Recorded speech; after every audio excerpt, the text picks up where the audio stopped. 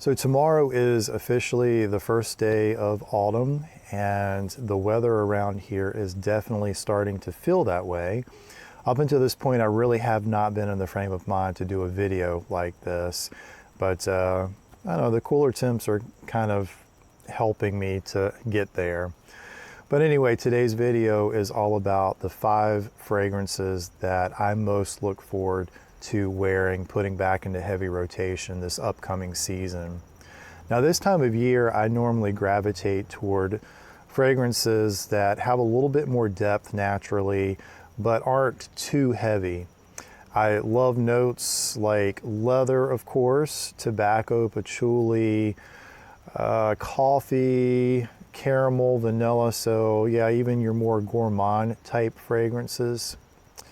And the fragrances that you're going to see on this list today, they definitely cover all of those bases. And they are also very accessible fragrances too. They are very easy to find and pick up, and they are also very moderately priced. In fact, at least one on here you can pick up at a rack store for less than $30. So most of us refer to that as a cheapie. But I assure you that nothing on this list smells cheap in any way. These are all very, very nice fragrances. So first up is Guerlain Heritage. This is a fantastic fall fragrance. This is very crisp, it's very classic, very masculine.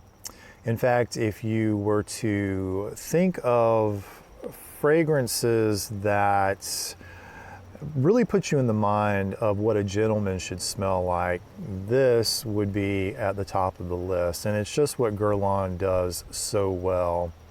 But even though this has a very classic smell to it, no one could ever describe it as being dated. It's very smooth, very easy to wear, and it's a timeless fragrance. I don't think the time will ever catch up with Heritage. But Heritage has all of the masculine notes that you would expect and hope to find in a fragrance like this. It has the patchouli, sandalwood, oak moss, lavender, geranium, and then it's got your woodsy green notes. It's got some florals like rose to kind of soften all the rougher edges. And like I said, it's just a very easy wearing fragrance, very versatile. You could wear this to the office and then turn around and wear it out to dinner. It will pretty much acclimate itself to just about any scenario that you could put it in. It's going to fit in just fine. The performance is pretty average. I get about 6 to 7 hours on my skin. So what I'm personally going to do is I'm going to make a small decant just to take with me, and easy enough. And no fall list could possibly be complete without Mugler's Pure Malt. Now, some might argue that they would rather have Pure Havane, but not me. I'm not a real big fan of that one. I would much rather have the Pure Malt. I just feel like that this one is just pure magic for a gourmand scent. This is a sweet, boozy gourmand. In fact, caramel, vanilla, whiskey, coffee, with some fruity notes, just wonderful. I plan to have this in my collection like forever and always. I really feel like at some point, some idiot is going to come along and decide that it needs to be discontinued, because that is what normally happens with all of the good ones. And of course, at that point in time, they're going to get harder to find, the price is going to go up. So I really need to track down some extra bottles of this now just to have as backup, just in case that does happen. Yeah, this is just another excellent one for the fall. Number 3 would definitely fall into the cheapie realm. You can pick this one up at the rack stores for less than $30, although here lately I really have not been seeing it for some reason. Maybe people have finally picked up on how good it is, but it is Ferragamo Womo Signature. Every time that I pull this out and I spray it again for the first time, I am just shocked anew at how great this is compared to what you're paying for it. It does not make any sense. It's just not logical. But very nice leather. It's blended with tonka bean, coffee, and then you also have some bright citruses, and you've got some spices like cardamom and cinnamon. This to me is another one that I could pretty much grab for just about any occasion, any setting. And for the price, you can be pretty liberal with the sprays. I mean, I'm just saying that because it again gives me an excuse for being an oversprayer. But I'm not saying that because you have to overspray. This one has pretty decent performance, and it's got great projection.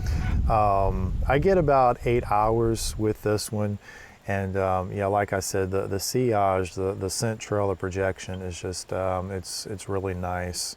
So I'm going to verge over for just a couple of minutes into the gals territory because I can, because I want to, because I don't care. I'm really tempted to start a petition or something just to try to boycott defining fragrances by gender. I really feel like that when you walk into a department store that you should simply have like a Prada section, a Chanel section, a YSL section, where you just have all the fragrances there in one spot. It shouldn't be, you know, the men's counter, the women's counter. I personally think that that would be pretty cool. I don't know if it would work, but I think I would enjoy that. But anyway, this fragrance is Yves Saint Laurent's Black Opium, the intense version. So this one is the bluish bottle. I don't know if you can really pick up on that, but I'm so glad that these bottles are color coded so that you can kind of tell them apart. If you went by just the bottle alone, because all of them look the same, you'd probably get them mixed up pretty easily. But Black Opium Intense, it's another gourmand, very, very sweet with the coffee, vanilla. It's got absinthe, licorice. And I kind of thought with the combination of those two elements that it would be a little too much. As you know, I don't particularly care for a lot of licorice, but it's not overdone here at all. It's very light. But in addition, it's got boysenberry, it's got sandalwood, orange blossom, and also jasmine.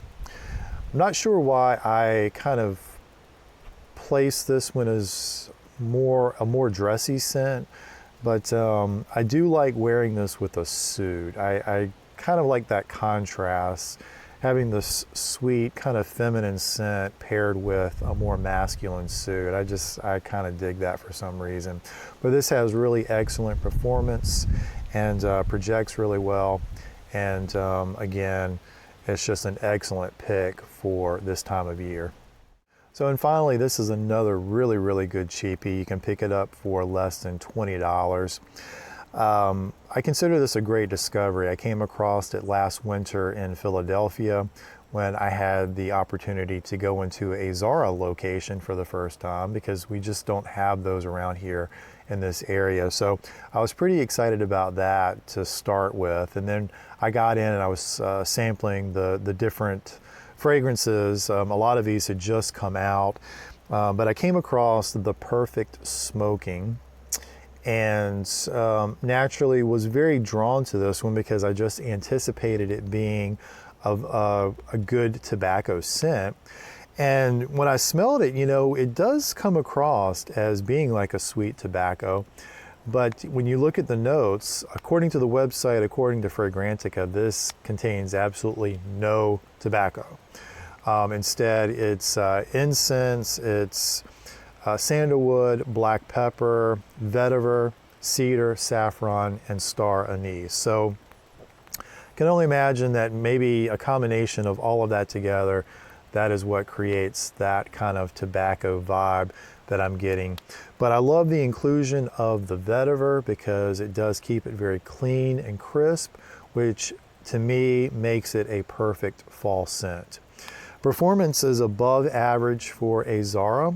If you've worn Zara fragrances before, then you probably know that that's the big issue with them. They smell amazing, but they just don't perform well in a lot of cases. So this one is above average, but I mean, who cares? When it smells this good, like with the Heritage, just make yourself a small decant, take with you, and reapply. So there you have it, my friends. That is the 5 fragrances that I look forward to wearing a lot more of this fall season. So as usual, if you are liking the content of the channel, please like, comment, subscribe, hit that notification bell, and I'll see you in the next video.